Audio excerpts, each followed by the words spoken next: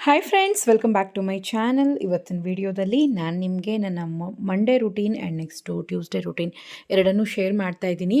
So ಬೆಳಗ್ಗೆನೇ ಏನು ಮಾಡಿದೆ ಅಂತಂದರೆ ಸೋಫಾ ಸೆಟ್ ಬಟ್ಟೆಗಳೆಲ್ಲನೂ ವಾಶ್ ಮಾಡಿಬಿಟ್ಟೆ. ಹತ್ತತ್ರ 1 ತಿಂಗಳಾಗಿತ್ತು ವಾಶ್ ಮಾಡಿ. ತುಂಬ ಕಳೆನೇ ಇಲ್ದಂಗೆ ಆಗೋಗಿತ್ತು ಬಟ್ಟೆಗಳೆಲ್ಲ. ಸೊ ನೆನೆಸಿ ಬೇಗ ವಾಶ್ ಮಾಡಿಬಿಟ್ಟೆ. ಬೆಳಗ್ಗೆನೇ ತುಂಬ ಮೋಡ. ನನಗೆ ಮೋಡ ಇದ್ದರೆ ಬೇಗ ಒಗೆದ್ಬಿಡ್ತೀನಿ ಬಟ್ಟೆ, ಯಾಕಂದರೆ ನನಗೆ ಆರಿಬಿಡ್ಬೇಕು ಸಂಜೆ ಅಷ್ಟೊತ್ತಿಗೆ ಅಂತ. ಬಟ್ ನಾನು ವಾಷಿಂಗ್ ಮಿಷಿನ್ಗೆ ಹಾಕಿ ಚೆನ್ನಾಗಿ ಡ್ರೈ ಮಾಡಿದ ಕಾರಣಕ್ಕೆ ಚೆನ್ನಾಗಿ ಬಂದು ಆರೋಗ್ಬಿಟ್ಟಿತ್ತು. ಅದಕ್ಕೇ ಎಲ್ಲ ಅರೇಂಜ್ ಮಾಡ್ತಾಯಿದ್ದೀನಿ ಆಫ್ಟರ್ನೂನು. ಸೊ ಮಾರ್ನಿಂಗ್ ಬಂದು ಬೇಗನೆ ಎಲ್ಲ ಕೆಲಸ ಮುಗಿಸಿ ಮಕ್ಕಳಿಗೆಲ್ಲನೂ ಸ್ಕೂಲಿಗೆ ಕಳಿಸಿದ್ದಾಯಿತು. ಅಡುಗೆ ಕೆಲಸ ಎಲ್ಲನೂ ಮುಗೀತು. ಇನ್ನೇನು ಆರಾಮಾಗಿ ಇರೋ ಕೆಲಸಗಳನ್ನು, ಸಣ್ಣ ಪುಟ್ಟ ಕೆಲಸಗಳನ್ನು, ಎಕ್ಸ್ಟ್ರಾ ಕೆಲಸಗಳನ್ನು ಮಾಡಿಕೊಂಡು ಆಮೇಲೆ ಯೂಟ್ಯೂಬ್ ವೀಡಿಯೋಸ್ನ ರೆಡಿ ಮಾಡೋದಷ್ಟೇ ಕೆಲಸ. ಸೊ ಬೆಳಗ್ಗೆನೇ ಬ್ರಿಸ್ಕಾಗಿ ಎಲ್ಲ ಕೆಲಸಗಳನ್ನು ಮುಗಿಸ್ಬಿಟ್ವಿ ಅಂದರೆ ಖಂಡಿತವಾಗ್ಲೂ ಮನಸ್ಸು ಮೈ ಎಲ್ಲನೂ ಆರಾಮಾಗಿರುತ್ತೆ. ಅದನ್ನು ಈ ನಡುವೆ ನಾನು ಫಾಲೋ ಮಾಡ್ತಾಯಿದ್ದೀನಿ ಬೇಗ. ಈ ಕ್ಲಾತ್ಸ್ ಬಂದು ನಾನು ಫ್ಲಿಪ್ಕಾರ್ಟಲ್ಲಿ ಪರ್ಚೇಸ್ ಮಾಡಿದ್ದಿದ್ದು. ಹತ್ತತ್ರ ಒಂದು 3 ವರ್ಷ ಆಯಿತು ಅಂತಲೇ ಅನ್ಕೊಬೋದು. ಒಂದು ₹1,050 ಅನ್ಕೋತೀನಿ. ಟೋಟಲಾಗಿ 12 ಪೀಸ್ ಬಂದಿತ್ತು ಇದರಲ್ಲಿ. ನನಗೆ ತುಂಬಾ ಇಷ್ಟ ಈ ಕ್ಲಾತು. ತುಂಬ ಚೆನ್ನಾಗಿದೆ, ಗಟ್ಟಿಯಾಗೂ ಇದೆ ಕೂಡ. ಜಾಕ್ವರ್ಡ್ ಮೆಟೀರಿಯಲ್ಲು. ಚೆನ್ನಾಗಿ ವಾಶ್ ಮಾಡಿಬಿಟ್ರೆ ತುಂಬ ಚೆನ್ನಾಗಿ ಹೊಸದಾಗಿ ಕಾಣಿಸ್ತಾ ಇರುತ್ತೆ. ಇದು ನಮ್ಮ ಮನೆಯ ಒಂದು ಸೋಫಾಗೆ ಮ್ಯಾಚ್ ಆಗೋ ಥರ ನಾನು ಇದನ್ನು ಆರ್ಡ್ರ್ ಮಾಡಿದ್ದೆ. ತುಂಬಾ ನನಗಿಷ್ಟ ಈ ಬಟ್ಟೆ. ಇನ್ನೂ 2 ಸೆಟ್ ಇದ್ದಾವೆ. ಬಟ್ ಹ್ಯಾಂಡ್ ಅಂದರೆ ಕೈ ಇಟ್ಕೋತೀವಲ್ಲ, ಆ ಪ್ಲೇಸಲ್ಲಿ ಬಂದು ಈ ಸಣ್ಣದು ಇಲ್ಲ. ಹಾಗಾಗಿ ನಾನು ಇದನ್ನೇ ಕಂಟಿನ್ಯೂ ಆಗಿ ಹಾಕ್ತಾಯಿದ್ದೀನಿ. ಹಾಗೆಯೇ ಇದು ಒಂದು ಮಾತ್ರ ಯೂಸ್ ಮಾಡ್ತೀನಿ ಅಷ್ಟೇ. ಟೋಟಲಾಗಿ ಇದು ಕೂಡ 7 ಪೀಸ್ ಅಷ್ಟು ಆರ್ಡ್ರ್ ಮಾಡಿದ್ದೆ ನಾನು. ಮನೆಯವರು ಏನಕ್ಕೆ ಸುಮ್ಮನೆ ತಲೆದಿಮ್ ಥರ ಎಲ್ಲದಕ್ಕೂ ಇಡ್ತೀಯಾ, ಬೇಡ, 1-2 ಇಡು ಸಾಕು, ಸುಮ್ಮನೆ ನೀನೇ ಅರೇಂಜ್ ಮಾಡೋದು ನಿನಗೆ ಕಷ್ಟ ಅಂತ ಅಂದ್ಬಿಟ್ರು. ಅದಕ್ಕೆ ಇನ್ನು ಸುಮ್ಮನೆ ಯಾಕೆ ಅಂತ ಹೇಳಿ ಜಸ್ಟ್ ಒಂದು ಮಾತ್ರ ಕುತ್ಕೊಳ್ಳೋವಾಗ ಬೆನ್ನು ಬಂತು ಅಂತಂದರೆ ಬ್ಯಾಕ್ಗೆ ಬೆನ್ನಿಗೆ ಇಡೋದಕ್ಕೆ ಇದನ್ನು ನಾನು ಯೂಸ್ ಮಾಡ್ತೀನಿ ಅಷ್ಟೇ. ಸೊ ಎಲ್ಲ ಕೆಲಸ ಆದಮೇಲೆ ಒಂಥರ ನಿರಾಳ. 1 ಗಂಟೆ ಆಗಿತ್ತು ಟೈಮು. ಬೆಳಗ್ಗೆನೇ ಎಲ್ಲ ಕೆಲಸನೂ ಅಡುಗೆಯಿಂದ ಹಿಡಿದು ಬಟ್ಟೆ, ಪಾತ್ರೆ, ಮನೆ ಒರೆಸಿದ್ದು, ಪೂಜೆ ಮಾಡಿದ್ದು ಎಲ್ಲ ಕೆಲಸನೂ ಆಗಿತ್ತು. ಮಳೆ ಸ್ಟಾರ್ಟ್ ಆಗಿಬಿಡ್ತು. ಸೊ ಬೇಗ ಓಡೋಗಿ ಮನೆ ಮೇಲೆ ಇದ್ದಿದ್ದ ಬಟ್ಟೆಗಳನ್ನೆಲ್ಲ ತಂದು ಮನೆ ಮುಂದೆ ಇರೋ ದಾರದ ಮೇಲೆ ಒಣಗಾಕ್ಬಿಟ್ಟು ಈಗೆಲ್ಲ ಕೆಲಸನೂ ಮಾಡಿಕೊಂಡೆ ನಾನು. ಸೊ ಪೂಜೆ ಮಾಡಿದ್ಮೇಲೆ ಒಂಥರ ನೆಮ್ಮದಿ. ಸೊ ಪೂಜೆ ಮಾಡಿ ಕೂಡ ತುಂಬ ದಿವಸ ಆಗಿತ್ತು. ಅದಕ್ಕೆ ಪೂಜೆ ಕೂಡ ಮಾಡಿಕೊಂಡೆ. ವಾಷಿಂಗ್ ಮಿಷಿನಲ್ಲಿ ಇನ್ನೊಂದು ಸೆಟ್ ಬಟ್ಟೆಗಳು ಇತ್ತು. ಸೊ ಮನೆಯವರು ಬಿಚ್ಚಿದ್ದಂಥ ಬಟ್ಟೆಗಳು, ಅದನ್ನು ಯಾಕೆ ಬ್ಯಾಲೆನ್ಸ್ ಇಡಬೇಕು ಅಂತ ಹೇಳಿ ಅದನ್ನು ವಾಶ್ ಮಾಡಿದ್ದಾಯಿತು. ಬಟ್ ನೋಡಿದ್ರೆ ಮಳೆ ಮೋಡ. ಸರಿ ಆಮೇಲೆ ಹಾಕ್ಕೊಳ್ಳೋಣ ಬಿಡು ಅಂತ ಹೇಳಿ ಸುಮ್ಮನೆ ಅದೇ. ಸರಿ ನಿಂಗೂ ಚೆನ್ನಾಗಿ 9 ನಿಮಿಷ ಟೈಮ್ ಇಟ್ಟು ಡ್ರೈ ಮಾಡಿದ್ದೀನಿ. ಹಾಗಾಗಿ ಚೆನ್ನಾಗಿ ನೀರೆಲ್ಲನೂ ಡ್ರೈ ಆಗಿತ್ತು. ಈಗ ಅದನ್ನು ಒಂದು ಸ್ವಲ್ಪ ಗಾಳಿಗೆ ಒಣಗಾಕಿದ್ರೇ ಸಾಕು. ಸೊ ಮಕ್ಕಳಿಗೆ ಬೆಳಗ್ಗೆನೇ ಐರನ್ ಮಾಡಿ ಐರನ್ ಬಾಕ್ಸ್ ಎಲ್ಲನೂ ನೀಟಾಗಿ ಸುತ್ತಿ ಒಂದು ಸೈಡ್ ಇಟ್ಟಿದ್ದೀನಿ. ಬೆಳಗ್ಗೆ ಟಿಫನ್ಗೆ ಬೇಳೆ ಸಾಂಬಾರು ಮತ್ತು ಪೂರಿ ಹಾಕಿದ್ದೆ, ರೈಸ್ ಮಾಡಿದ್ದೆ, ಮನೆಯವ್ರಿಗೆ ಹಪ್ಪಳ ಹಾಕಿಟ್ಟಿದ್ದೆ. ಸೊ ಅವರು ಮುದ್ದೆ ಮಾಡಿಕೊಟ್ಬಿಡು ಅಂದರು. ಸರಿ ಮುದ್ದೆ, ಬೇಳೆ ಸಾಂಬಾರು ಮತ್ತು ಹಪ್ಪಳ. ನನ್ನ ಮಗ ಭಾನುವಾರ ಏನು ಮಾಡಿದೆ ಅಂತಂದರೆ, ಇದೊಂದು ಸ್ವಲ್ಪ ಗಲೀಜಾಗೇ ಇತ್ತು, ನಾನು ಅರೇಂಜ್ ಮಾಡಿರಲಿಲ್ಲ. ಅವನೇನು ಮಾಡ್ದೆ ಅಂದರೆ ಬೇಕಾಗಿರೋದನ್ನೆಲ್ಲ ಇಟ್ಟು ಬೇಡದೇ ಇರೋದನ್ನೆಲ್ಲ ತೆಗೆದು ನೀಟಾಗಿ ಅರೇಂಜ್ ಮಾಡಿದ್ದಾನೆ. ನಾನು ಕೂಡ ಅಷ್ಟು ನೀಟಾಗಿ ಮಾಡ್ತಿದ್ನೋ ಇಲ್ಲೋ, ಅವನಷ್ಟು ಟೈಮ್ ತೊಗೊಂಡು ನೀಟಾಗಿ ಅರೇಂಜ್ ಮಾಡಿದ್ದ. ಸೊ ಭಾನುವಾರ ನನ್ನ ಮಕ್ಕಳು ಕೆಲಸ ಮಾಡೋವಾಗ ನನಗೆ ಅಷ್ಟು ದೊಡ್ಡದು ಅನಿಸಲ್ಲ. ಬಟ್ ಸೋಮವಾರ ಅವ್ರು ಸ್ಕೂಲಿಗೆ ಹೋದ್ಮೇಲೆ ತುಂಬಾ ಹರ್ಟ್ ಆಗ್ತೀನಿ. ಅಯ್ಯೋ ನನ್ನ ಮಗ ಎಷ್ಟೆಲ್ಲ ಕ್ಲೀನ್ ಮಾಡಿಕೊಟ್ಟಿದ್ದಾನೆ ನನಗೆ ಅಂತ. ಹಾಗೆ ಸೋಮವಾರ ಕಳೀತು. ಇದು ಮಂಗಳವಾರದ ವ್ಲಾಗು. ಮಂಗಳವಾರ ಬೆಳಗ್ಗೆನೇ ನಾಟಿ ಕೋಳಿ ಓಡಿಸಿದ್ರು ಮನೆಯವರು. ಹಾಗೆ ನಾನೊಂದು 3 ತೆಂಗಿನಕಾಯಿ ಹೋಗಿ ಮನೆ ಮೇಲೆ ಹೊಡ್ಕೊಂಡು ಬಂದು ಇಟ್ಟಿದ್ದೀನಿ, ಸ್ವಲ್ಪ ಡ್ರೈ ಆಗಲಿ ಅಂತ. ಬೆಳಗ್ಗೆನೇ ಬೇಗ ಮನೆ ಒರೆಸ್ಬಿಟ್ಟೆ. 9 ಗಂಟೆ ಅಷ್ಟೊತ್ತಿಗೆಲ್ಲ ಮನೆ ಒರೆಸ್ಬಿಟ್ಟೆ. ಯಾಕಂದರೆ ಇನ್ನು ನಾಟಿ ಕೋಳಿ ತರ್ತಾರೆ. ಇನ್ನು ಅದನ್ನೆಲ್ಲ ಸಾಂಬಾರು ಮಾಡಬೇಕು. ಇನ್ನು ಬ್ಯಾಕ್ ಟು ಬ್ಯಾಕ್ ಆ ಒಂದು ಕೆಲಸದಲ್ಲಿ ಇರ್ತೀವಿ. ಸೊ ಟೈಮ್ ಸಿಕ್ಕಿದ ತಕ್ಷಣ, ಮಕ್ಕಳು ಸ್ಕೂಲಿಗೆ ಹೊರಟಿದ ತಕ್ಷಣ 8:15 ಮೇಲೆ ಬೇಗ ಮನೆ ಒರೆಸಿ ಮನೆಯೆಲ್ಲ ಕ್ಲೀನ್ ಮಾಡಿಬಿಟ್ಟು ತೆಂಗಿನಕಾಯಿ ಹೊಡ್ಕೊಂಡು ಬಂದುಬಿಟ್ಟೆ. 1 ವಾರಕ್ಕೆ ಆಗುವಷ್ಟು ತೆಂಗಿನಕಾಯಿನ ತುರಿ ರೆಡಿ ಮಾಡ್ಕೋಬೇಕು. ಸಂಜೆಗೆ ಮಾಡ್ಕೋತೀನಿ. ನಾಟಿ ಕೋಳಿ ತಂದಿದ್ರು ಮನೆಯವರು. ಅದನ್ನು ಒಡೆಸ್ಕೊಂಡು ಬಂದರು. ಒಂದು ಹತ್ತತ್ರ 1-1.5 ಕೆ ಜಿಯಷ್ಟು ಮಾಂಸ ಸಿಕ್ಕಿತ್ತು. ಸೊ ಅದನ್ನು ಹಾಕಿ ಇವಾಗ ಸಾಂಬಾರು ಮಾಡ್ತಾಯಿದ್ದೀನಿ. ನನಗಿದು ಇಷ್ಟನೇ, ಬಟ್ ರೇರಾಗಿ ಸಿಗುತ್ತೆ ಕೋಳಿ. ಯಾವಾಗ ಸಿಗುತ್ತೋ ಆವಾಗ ತೊಗೊಂಡು ಬಂದು ಕೊಡ್ತಾರೆ. ಅದನ್ನು ಅಚ್ಚುಕಟ್ಟಾಗಿ ಸಾರು ಮಾಡಿಟ್ರೆ ಒಂದು ಮಂಗಳವಾರ ಮತ್ತು ಬುಧವಾರ 2 ದಿವಸ ಇಟ್ಕೊಂಡು ತಿಂತೀವಿ. ಸೊ ಅದಕ್ಕೆ ಮಸಾಲೆ ರೆಡಿ ಮಾಡ್ಕೊಳ್ತಾ ಇದ್ದೀನಿ ನಾನು. ಸ್ವಲ್ಪ ಸಾಂಬಾರು ಜಾಸ್ತಿ ಮಾಡ್ಕೊಳ್ಳೋಣ ಅಂತ. ಮೊನ್ನೆ ಸತಿ ಮಾಡಿದಾಗ ಸಾರು ಕಡಿಮೆ ಮಾಡಿಬಿಟ್ಟಿದ್ದೆ. ಮನೆಯವ್ರು ಸ್ವಲ್ಪ ಸಾರು ಜಾಸ್ತಿ ಮಾಡೋಕ್ಕಾಗಲಿಲ್ವ ಅಂದರು. ಅದು ನೆನಪಾಯಿತು. ಹಾಗಾಗಿ ಸಾರೊಂದು ಸ್ವಲ್ಪ ಜಾಸ್ತಿ ಮಾಡಿಕೊಂಡ್ರೆ ಮನೆಯವ್ರಿಗೆ ಮತ್ತು ನನಗೆ, ಮಕ್ಕಳಿಗೆ, ಅಮ್ಮಗೊಂಚೂರು ಕೊಡ್ತೀನಿ. ಹಾಗಾಗಿ ಕರೆಕ್ಟಾಗಿರುತ್ತೆ. ಸೊ ಪೀಸ್ ಜಾಸ್ತಿ ತಿನ್ನಲ್ಲ ನಾನು. ಸಾಂಬಾರು ನನಗೆ ಜಾಸ್ತಿ ಇಷ್ಟ ನಾಟಿ ಕೋಳಿದು. ಹಾಗಾಗಿ ರೆಡಿ ಮಾಡ್ಕೊತಾ ಇದ್ದೀನಿ. ಒಂದು ಸ್ವಲ್ಪ ಶುಂಠಿ ಜಾಸ್ತಿನೇ ತೊಗೊಂಡಿದ್ದೀನಿ, ಶುಂಠಿ ಮತ್ತು ಬೆಳ್ಳುಳ್ಳಿ. ಯಾಕಂದರೆ 1.5 ಕೆ ಜಿಯಷ್ಟು ಮಾಂಸ ಇರೋದ್ರಿಂದ ಒಂದು ಸ್ವಲ್ಪ ಸಾರು ಜಾಸ್ತಿ ಮಾಡಿಕೊಂಡ್ರೆ ಚೆನ್ನಾಗಿರುತ್ತೆ. ಸಾಂಬಾರು ಗಟ್ಟಿ ಆಗಿಬಿಡುತ್ತೆ ಕಮ್ಮಿ ಮಾಡಿಕೊಂಡ್ರೆ ಅಂತ. ಸೊ ಈಗ ತಕ್ಷಣಕ್ಕೆ ಒಂದು ಸ್ವಲ್ಪ ಕೊಬ್ಬರಿಯನ್ನು ಚಾಕುನಲ್ಲೇ ಸರ್ವ್ ಮಾಡ್ಕೊತಾ ಇದ್ದೀನಿ. ಯಾಕಂದರೆ ತುರುವೋದಕ್ಕೆ ನನಗೆ ಟೈಮ್ ಇರಲಿಲ್ಲ. ಬಟ್ಟೆ ಒಂದು ಕಡೆ ಒಗಿಬೇಕಿತ್ತು ಮತ್ತು ಪಾತ್ರೆ ಒಂದು ಕಡೆ ತೊಳಿಬೇಕಿತ್ತು. ಅದಕ್ಕೋಸ್ಕರ ಸ್ವಲ್ಪ ಬೇಗನೆ ಮಾಡ್ಕೊತಾ ಇದ್ದೀನಿ. ಕೊಬ್ಬರಿ ಒಂದು ಅರ್ಧ ಚಿಪ್ಪಷ್ಟು ಎತ್ಕೋತೀನಿ. ಜಾಸ್ತಿ ಕೊಬ್ಬರಿ ಹಾಕಿದ್ರೆ ಒಂಥರ ಸಿಹಿ ಅನಿಸುತ್ತೆ ಸಾಂಬಾರು. ಅದಕ್ಕೆ ಒಂದು ಅರ್ಧ ಚಿಪ್ಪಷ್ಟು ಕೊಬ್ಬರಿ, ಯಾಕಂದರೆ ಸ್ವಲ್ಪ ದಪ್ಪ ಇದೆ ಕೊಬ್ಬರಿ. ಇದನ್ನು ಕೊಬ್ಬರಿನ ನಾವು ತೆಂಗಿನಕಾಯಿ ಇಳಿಸಿ ಸುಮಾರು ಒಂದು 2 ತಿಂಗಳಾಯಿತು. ಹಾಗಾಗಿ ನೀರೆಲ್ಲ ಚೆನ್ನಾಗಿ ಇಮ್ಮರ್ಕೊಂಡು ಕಾಯಿ ಬಂದು ಒಂದು ಸ್ವಲ್ಪ ಥಿಕ್ನೆಸ್ ಇದೆ. ಹಾಗಾಗಿ ನಾನು 3 ಹೊಡ್ಕೊಂಬಂದಿದ್ದೀನಿ. ಆ 3ನೂ ತುರುವಿಟ್ಕೊಂಬಿಟ್ರೆ ಫ್ರೀಝರಲ್ಲಿಟ್ಟರೆ ಒಂದು 4 ತಿಂಗಳಾದ್ರೂ ಫ್ರೆಶ್ ಆಗಿರುತ್ತೆ. ಬಟ್ ನಾನೊಂದು 10-15 ದಿವಸಕ್ಕೆಲ್ಲನೂ ಒಂದು 3 ತೆಂಗಿನಕಾಯಿನ ಖಾಲಿ ಮಾಡ್ಕೊತೀನಿ. ಅಂದರೆ ಪಲ್ಯಕ್ಕೆ, ಸಾಂಬಾರಿಗೆ ಎಲ್ಲದಕ್ಕೂ ಯೂಸ್ ಮಾಡ್ತೀನಿ ಹಸೆ ಕೊಬ್ಬರಿನ. ಬಟ್ ತುಂಬಾ ಒಳ್ಳೆಯದು ಕೊಬ್ಬರಿ, ಅದಕ್ಕೋಸ್ಕರ ಯೂಸ್ ಮಾಡ್ತಾಯಿದ್ದೀನಿ.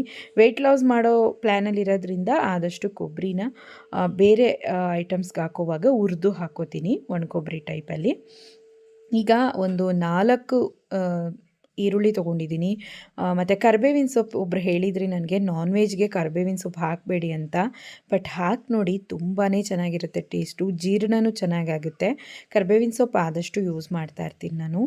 ಈಗ ಒಂದು ಪ್ಯಾನಲ್ಲಿ ಒಂದು ಸ್ವಲ್ಪ ಎಣ್ಣೆ ಹಾಕಿ ಚಕ್ಕೆ ಲವಂಗ ಹಾಕ್ಕೊಂಡು ಈಗ ಏನು ರುಬ್ಬೋದಕ್ಕೆ ಏನೇನು ಹಚ್ಚಿಟ್ಕೊಂಡಿದ್ದೀನೋ ಎಲ್ಲನೂ ಹಾಕಿ ಎಣ್ಣೆಯಲ್ಲಿ ಫ್ರೈ ಮಾಡ್ಕೊತೀನಿ. ಆವಾಗಲೇ ಸಾರು ಬಂದು ಟೇಸ್ಟಾಗಿರೋದು. ಒಂದು ಕಡೆ ಚಿಕನ್ ಒಂದು 1/4 ಭಾಗ ಬೆಂದಿದೆ. ಯಾಕಂದರೆ ಹೇಗೂ ಒಂದು 6ರಿಂದ 7 ಕೂಗಾದರೂ ಕೂಗಿಸ್ಬೇಕು, ಆವಾಗಲೇ ಚೆನ್ನಾಗಿರೋದು ಸಾಂಬಾರು. ಸೊ ಅದಕ್ಕೋಸ್ಕರ ಇವಾಗ ನಾನು ಒಂದು ಸ್ವಲ್ಪ ಹುರ್ಕೊಂಡು ಹಾಕಿದ್ರೆ ಹಸಿ ಮಸಾಲೆ ಅನಿಸಲ್ಲ. ಉರಿದಿರ ಹಾಕ್ಬಿಟ್ರೆ ಒಂಥರ ಹಸಿ ಸ್ಮೆಲ್ ಹೊಡಿತಿರುತ್ತೆ. ನಾನ್ ವೆಜ್ ಸ್ಮೆಲ್ಲೇ ಒಂಥರ ಇರುತ್ತೆ. ಅದಕ್ಕೋಸ್ಕರ ಯಾವಾಗಲೂ ಅಷ್ಟೇ ನಾನು ಇದನ್ನೇ ಮಾಡೋದು. ಸೊ ತುಂಬ ಜನ ಕೇಳ್ತಾ ಇದ್ದೀರಾ ಡೈಲಿ ವ್ಲಾಗ್ ಹಾಕಿ, ಯಾಕೆ ಡೈಲಿ ಹಾಕೋದೇ ಇಲ್ಲ ಅಂತ. ನಿಜವಾಗ್ಲೂ ಡೈಲಿ ವ್ಲಾಗ್ ಮಾಡೋದು ತುಂಬಾ ಕಷ್ಟ ಆಗುತ್ತೆ.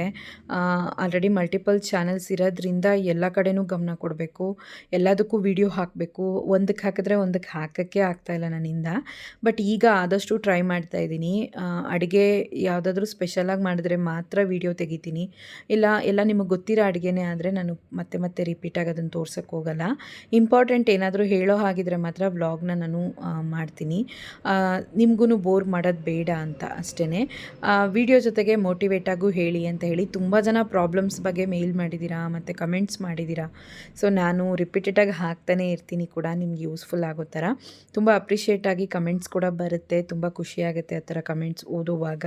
ಇವಾಗ ಬ್ಯಾಡ್ ಕಮೆಂಟ್ಸ್ ಬಗ್ಗೆ ಜಾಸ್ತಿ ತಲೆ ಕೆಡಿಸ್ಕೊಳ್ಳಲ್ಲ, ಯಾಕಂದರೆ ಏನೂ ಮಾಡೋಕ್ಕಾಗಲ್ಲ. ನಾವು ಓಡಾಡೋ ಹಾದಿಯಲ್ಲಿ ಕಲ್ಲು ಮುಳ್ಳು ಇದ್ದೇ ಇರುತ್ತೆ. ಸಮದಾರಿನ ನಾವು ಎದುರು ನೋಡೋಕ್ಕಾಗಲ್ಲ ಅಲ್ವಾ.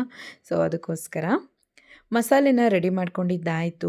ಒಂದು ಸ್ವಲ್ಪ ಕೊತ್ತಂಬರಿ ಸೊಪ್ಪು ಹೆಚ್ಚಿಗೆ ಹಾಕಿದ್ದೀನಿ. ಪುದೀನ ಹಾಕಿದ್ರೆ ಟೇಸ್ಟ್ ಒಂಥರ ಆಗಿಬಿಡತ್ತೆ ಅಂತ ನಾನು, ಯಾಕಂದರೆ ನಾಟಿ ಪುದೀನ ಸೊಪ್ಪು ಸಿಗಲಿಲ್ಲ, ಫಾರಮ್ ಇದ್ದಿದ್ದು. ಹಾಗಾಗಿ ನಾನು ಟೇಸ್ಟ್ ಒಂಥರ ಆಡಾಗಿರುತ್ತೆ ಅಂತ ನಾನು ಅದನ್ನು ಹಾಕಕ್ಕೆ ಹೋಗಲಿಲ್ಲ. ಜಸ್ಟು ಗ್ರೇವೀಸ್ಗೆ ಮಾತ್ರ ಪುದೀನ ಸೊಪ್ಪನ್ನ ಯೂಸ್ ಮಾಡ್ತೀನಿ. ಈಗ ಎಲ್ಲನೂ ಚೆನ್ನಾಗಿ ಫ್ರೈ ಆದಮೇಲೆ ಮನೆಯಲ್ಲಿ ನಾನು ಪ್ರಿಪೇರ್ ಮಾಡ್ಕೊಂಡಿರುವಂತಹ ಹೊಸ ಮಸಾಲೆ ಪೌಡರು ಹಾಕ್ಕೋತಾ ಇದ್ದೀನಿ. ಆಲ್ಮೋಸ್ಟ್ 1 ತಿಂಗಳಾಯ್ತು ಈ ಪೌಡರ್ ರೆಡಿ ಮಾಡಿ, ಯೂಸ್ ಮಾಡಿರಲಿಲ್ಲ ನಾನು ಹೆಚ್ಚಿಗೆ. ಯಾಕಂದರೆ ಹಳೆ ಪೌಡರ್ ಅಂದರೆ ಒಂದು 8 ತಿಂಗಳಿಗೆ ಮುಂಚೆ ಮಾಡ್ಕೊಂಡಿರೋ ಪೌಡರ್ ಫುಲ್ ಖಾಲಿ ಆಗಲಿ ಅಂತ ಬಿಟ್ಟಿದ್ದೆ. ಬಿಸಿಲಿಗೋಸ್ಕರ ಕಾದರೆ ಆಗಲ್ಲ ಅಂತ ಇನ್ನೂ 1 ತಿಂಗಳು 15 ದಿವಸ 20 ದಿವಸ ಬರುತ್ತೆ ಪೌಡರ್, ಹಳೆ ಪೌಡರ್ ಅನ್ನೋ ಅಷ್ಟೊತ್ತಿಗೆ ನಾನು ಮತ್ತೆ ಪೌಡರ್ ರೆಡಿ ಮಾಡ್ಕೊಂಡಿದ್ದೆ ಒಂದು 3-3.5 kg ಅಷ್ಟು. ಯಾಕಂದರೆ ಬಿಸಿಲು ಇವಾಗ ಜಾಸ್ತಿ ಬರೋದೇ ಇಲ್ಲ ಅನ್ನೋ ಕಾರಣಕ್ಕೆ ಅದನ್ನು ರೆಡಿ ಮಾಡ್ಕೊಂಡಿದ್ದೆ. ಅದನ್ನೇ ಯೂಸ್ ಮಾಡಿ ಇವತ್ತು ಸಾಂಬಾರು ಮಾಡ್ತಾ ಇರೋದು. ನೋಡಿ ಎಷ್ಟು ಚೆನ್ನಾಗಾಗಿದೆ ಪೌಡರ್ ಅಂದರೆ ಘಮ ಘಮ ಅಂತ ಇತ್ತು ಉರಿಯೋ ಅಷ್ಟೊತ್ತಿಗೆ. ಸಾರಂತೂ ತುಂಬ ಟೇಸ್ಟಿಯಾಗಿತ್ತು. ಇದ್ರ ವಿಡಿಯೋ ನಾನು ಹಾಕಿದ್ದೀನಿ, ನೋಡಿಲ್ಲ ಅಂದರೆ ನೋಡಿ. ಯಾಕಂದರೆ ಪದೇ ಪದೇ ಇದನ್ನು ಹೇಳೋದು ಬೇಡ ಅಂತ ಅಷ್ಟೇ.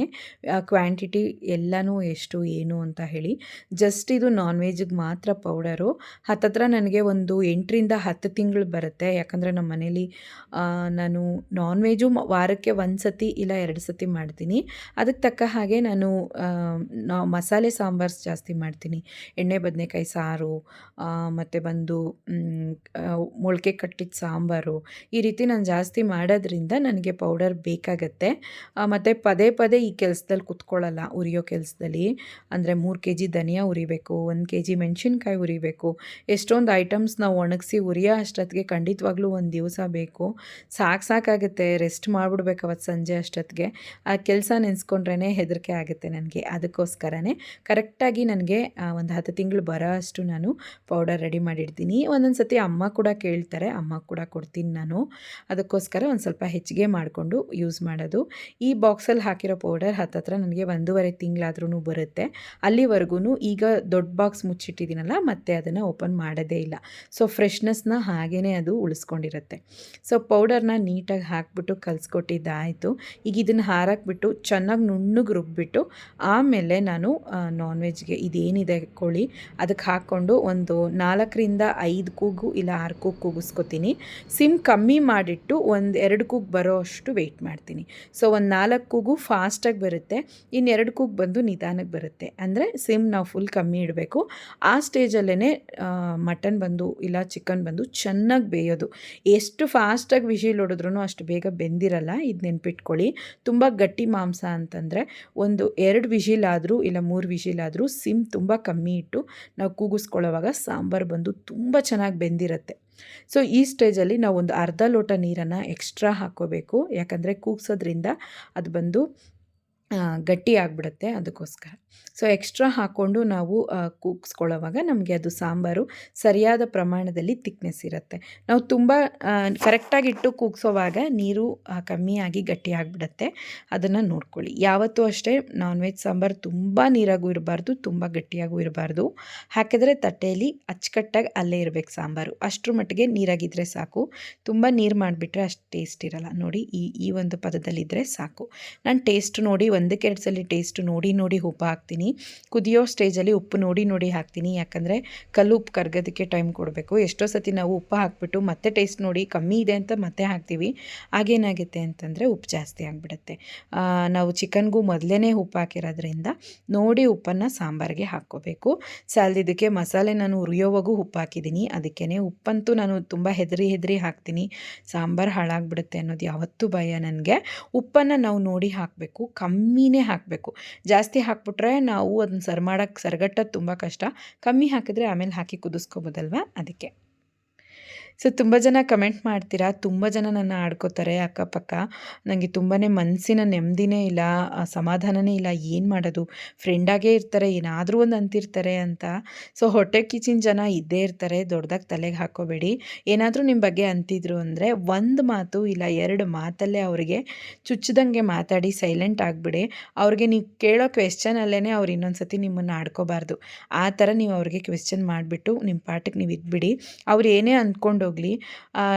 ನನಗೂ ಅಷ್ಟೇ ತುಂಬ ಜನ ಕಮೆಂಟ್ ಮಾಡಿದ್ದೀರಾ, ಅಕ್ಕ ನನಗೆ ಈ ಥರ ಅಂತಾರೆ ಆ ಥರ ಅಂತಾರೆ. ನಾನು ಬಂದು ಕಮೆಂಟಲ್ಲಿ ತುಂಬಾ ರಿಪ್ಲೈ ಕೊಡ್ತೀನಿ. ನಾನು ಅಷ್ಟೇ ಬ್ಯಾಡ್ ಕಮೆಂಟ್ ಬಗ್ಗೆ ಹೇಳೋವಾಗ ನಾಯಿ ಬೊಗಳಿದ್ರೆ ದೇವಲೋಕ ಹಾಳಾಗಲ್ಲ ಅಂತ ನನಗೆ ನೀವು ಕಮೆಂಟ್ ಮಾಡೋವಾಗ ನನಗೆ ಖುಷಿಯಾಗುತ್ತೆ. ಅದನ್ನೇ ನಾನು ಇವಾಗ ಹೇಳ್ತಾ ಇರೋದು. ಸೊ ಯಾವುದೇ ಕಾರಣಕ್ಕೂ ನಿಮ್ಮನ್ನು ಇನ್ನೊಬ್ಬರು ಬೈಕೋತಿದ್ದಾರೆ ಅಂತಂದರೆ ಅಲ್ಲಿ ನಿಮ್ಮ ಮರ್ಯಾದೆನೋ ನಿಮ್ಮ ಒಂದು ಘನತೆನೋ ಕಮ್ಮಿ ಆಗಲ್ಲ, ಅವ್ರ ಘನತೆಗೆ ಧಕ್ಕೆ ಆಗೋದು. ಬಟ್ ಅವ್ರು ಏನು ಅನ್ನೋದನ್ನು ನಿಮ್ಮ ಮುಂದೆ ತೋರಿಸ್ಕೊತಿದ್ದಾರೆ ಅಷ್ಟೇ. ಅವ್ರು ಬಣ್ಣ ತೋರಿಸ್ಕೊತಿದ್ದಾರೆ ಅಂತ ಖುಷಿಪಡಿ. ಅದನ್ನು ಬಿಟ್ಟು ಅಯ್ಯೋ ಹಿಂಗಂದ್ರು ಹಂಗಂದ್ರು ಅಂತ ತಲೆ ಕೆಡಿಸ್ಕೋಬೇಡಿ. ನೆಕ್ಸ್ಟ್ ಟೈಮ್ ನೀವು ಯಾಮಾರಬಾರ್ದಲ್ವಾ, ಅದಕ್ಕೆ ದೇವರು ಅವ್ರನ್ನ ನಿಮ್ಮ ಲೈಫಿಂದ ದೂರ ಮಾಡ್ತಾ ಇದ್ದಾರೆ. ನಾಳೆ ದಿವಸ ನೀವು ಅವರಿಂದ ತೊಂದರೆ ಅನುಭವಿಸ್ಬಾರ್ದು ಅಂತಲೇ ಇವಾಗಲಿಂದನೇ ಸ್ವಲ್ಪ ಕಷ್ಟ ಕೊಟ್ಟು ಮುಂದೆ ಬರೋ ದೊಡ್ಡ ಕಷ್ಟವನ್ನು ತಡೀತಾ ಇದ್ದಾರೆ ಅಂತ ಅಂದ್ಕೊಳ್ಳಿ. ಆಗೋದೆಲ್ಲ ಒಳ್ಳೇದಕ್ಕೇ, ಓಕೆನಾ? ಸೊ ದೊಡ್ಡದಾಗಿ ತಲೆಗೆ ಹಾಕೋಬೇಡಿ. ದುಡ್ಡಿದ್ರೂ ಬೈಕೋತಾರೆ, ದುಡ್ಡಿಲ್ಲ ಅಂದರೂ ಬೈಕೋತಾರೆ, ಸಂಪಾದನೆ ಮಾಡಿದ್ರೂ ಬೈಕೋತಾರೆ, ಏನು ಮಾಡೋಕ್ಕಾಗುತ್ತೆ? ಸೊ ನನಗೂ ಅಷ್ಟೇ ಯೂಟ್ಯೂಬಲ್ಲಿ ಅರ್ನಿಂಗ್ ಮಾಡಿಸ್ತೀನಿ ಅಂತ, ನಾನು ಯೂಟ್ಯೂಬಲ್ಲಿ ಬರುತ್ತೆ ಅಂತ ತುಂಬ ಜನ ಆಡ್ಕೋತಾರೆ. ಏನೂ ಮಾಡೋಕ್ಕಾಗಲ್ಲ, ಅದು ನಮ್ಮ ಕಷ್ಟ, ನಮ್ಮ ಸಂಪಾದನೆ ಅಲ್ವಾ? ಓಕೆ ಫ್ರೆಂಡ್ಸ್, ಇವತ್ತಿನ ವಿಡಿಯೋ ನಿಮ್ಗೆ ಯೂಸ್ಫುಲ್ ಆಗಿರುತ್ತೆ ಅಂತ ಅನ್ಕೋತೀನಿ. ಯಾರೇ ಆಡ್ಕೊಳ್ಳಿ ಬಿಡಲಿ, ನಿಮ್ಮ ಲೈಫನ್ನು ನೀವು ನೋಡ್ಕೊಂಡು ಮುಂದೆ ಹೋಗ್ತಾ ಇರಿ, ತಲೆ ಕೆಡಿಸ್ಕೊಳಕ್ಕೆ ಹೋಗಬೇಡಿ. ಈ ವಿಡಿಯೋ ನಿಮ್ಗೆ ಇಷ್ಟ ಆಗಿರುತ್ತೆ. ನನಗೆ ಇದನ್ನು ಫ್ರೀಝರಲ್ಲಿ ಇಡ್ತಾ ಇದ್ದೀನಿ, ಫ್ರಿಜ್ಜಲ್ಲಿ ಇಡ್ತಿಲ್ಲ, ಫ್ರೆಶ್ನೆಸ್ಗೋಸ್ಕರ. ಟೇಕ್ ಕೇರ್, ಬಾಯ್.